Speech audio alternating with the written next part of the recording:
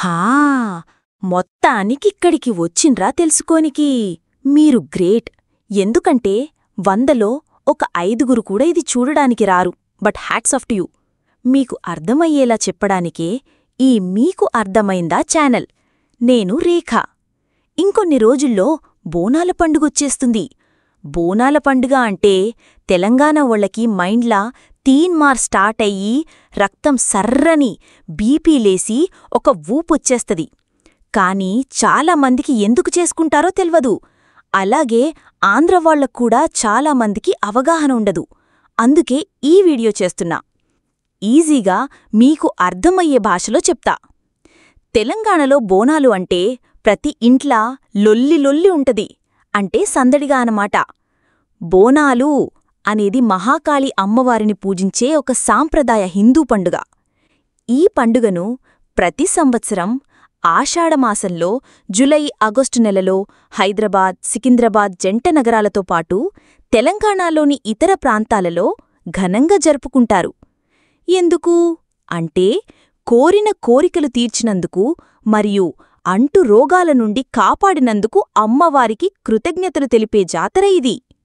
ఈ పండుగ ఎప్పుడు స్టార్టయింది అంటే 1813 సంవత్సరంలో. ఆ సమయంలో జంట నగరాలలో కొలరా, కొందరు మసూచి అని కూడా అంటారు, అనే భయంకరమైన వ్యాధి వ్యాపించింది. అప్పుడు ఉజ్జయినిలో ఉన్న హైదరాబాద్కు చెందిన సైనిక బెటాలియన్ తమ నగరంలో వ్యాధి తగ్గుముఖం పడితే తిరిగి వచ్చాక ఉజ్జయిని మహాకాళి అమ్మవారి విగ్రహాన్ని ప్రతిష్ఠిస్తామని మొక్కుకున్నారు. వాళ్ళు అలా కోరుకోగానే ఒక మ్యాజిక్లాగా వ్యాధి తగ్గిపోయింది.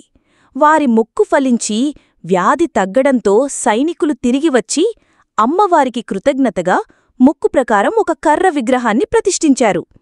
అదే నేడు సికింద్రాబాద్లో ప్రసిద్ధి చెందిన ఉజ్జయిని మహాకాళి దేవాలయం. ఇంకా ఆ రోజు నుండి అమ్మవారికి కృతజ్ఞతగా బోనం సమర్పించడం ఒక ఆచారంగా మారింది. బోనం అనే పదం భోజనం నుండి వచ్చింది. మహిళలు కొత్త మట్టి లేదా ఇత్తడి కుండలో పాలు, బెల్లంతో వండిన అన్నాన్ని పసుపు, కుంకుమ, వేపాకులతో అలంకరించి తలపై పెట్టుకుని ఊరేగింపుగా వెళ్లి అమ్మవారికి సమర్పిస్తారు. 2014లో తెలంగాణ రాష్ట్రమేర్పడిన తర్వాత బోనాలను రాష్ట్ర పండుగగా ప్రకటించారు. బోనాల పండుగలోని ముఖ్యమైన ఘట్టాలు తెలుసుకుందాం.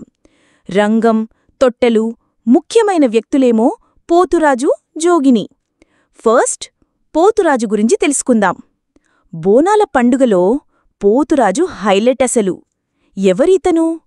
ఇతన్ని మహాకాళి లేదా ఎల్లమ్మ సోదరుడిగా భావిస్తారు. పండుగ ఊరేగింపుకు రక్షకుడిగా, సంరక్షకుడిగా ఉంటాడు. పోతురాజు అనే అతను ప్రభాస్లాంటి బాడీ పర్సనాలిటీతో ఉండి ఒంటిపై పసుపు పూసుకుని పెద్ద కుంకుమ బొట్టు పెట్టుకుని ఉంటాడు.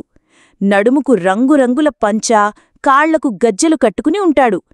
ఇంకా డాన్సుంటది. లైవ్గా చూస్తే గూస్ బంప్స్ పక్కా. మీకు తెలీకుండా మీ కాళ్ళు డాన్స్ చేస్తాయి. ఒకవైపు భయం, ఎక్కడ కొరడాతో కొడతాడో అని. ఇంకోవైపు యాంగ్జైటీ చూద్దామని. పోతురాజు బోనాలు ఎట్టుకున్న మహిళల ఊరేగింపుకు ముందుండి నడుస్తాడు. తీన్మార్ బ్యాండ్కి కిర్రాక్ స్టెప్స్ వేసుకుంటూ ఫుల్ ఎనర్జెటిక్గా ఉంటాడు. అస్సలు అలసిపోడు. అతని చేతిలో కొరడాతో తన్ను తాను కొట్టుకోవడం అతని ప్రత్యేకత. ఇది దుష్టశక్తులను తరిమికొడుతుందని మరియు ఊరేగింపు మార్గాన్ని శుద్ధి చేస్తుందని నమ్మకం. అతని ఉనికి భయాన్ని కలిగిస్తూనే భక్తిని, రక్షణాభావాన్ని కూడా కలిగిస్తుంది. ఇక రంగమంటే భవిష్యవాణి ఘట్టం గురించి తెలుసుకుందాం. రంగమనేది పండుగలో అత్యంత ఉత్కంఠగా ఎదురుచూసే ఒక భవిష్యవాణి కార్యక్రమం. ఇది అమ్మవారు ఒక మహిళను ఆవహించి రాబోయే సంవత్సరం గురించి భవిష్యవాణి చెప్పే ఒక శక్తివంతమైన ఘట్టం. ఇది బోనాల పండుగ జరిగిన మరుసటి రోజు ఉదయం ఆలయంలో, ఉదాహరణకి సికింద్రాబాద్ ఉజ్జయిని మహాకాళి ఆలయంలో ఆదివారం బోనాలు జరుపుకుంటే సోమవారం ఉదయం రంగముంటుంది. 6 తరాలుగా ఒకే ఇంటి నుండి వచ్చే ఒక మహిళ.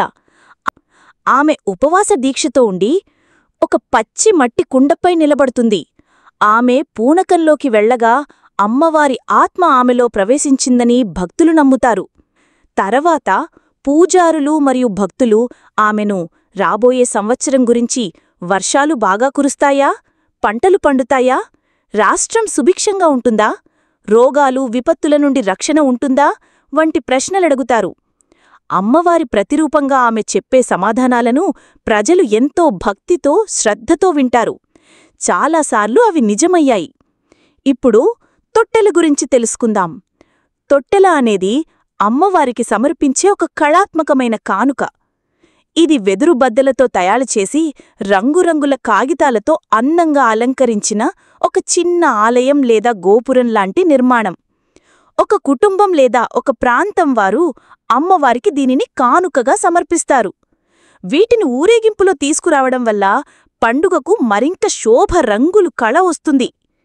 ఇవి అమ్మవారికి సమర్పించే ఒక ప్రత్యేకమైన నివాళిగా భావిస్తారు.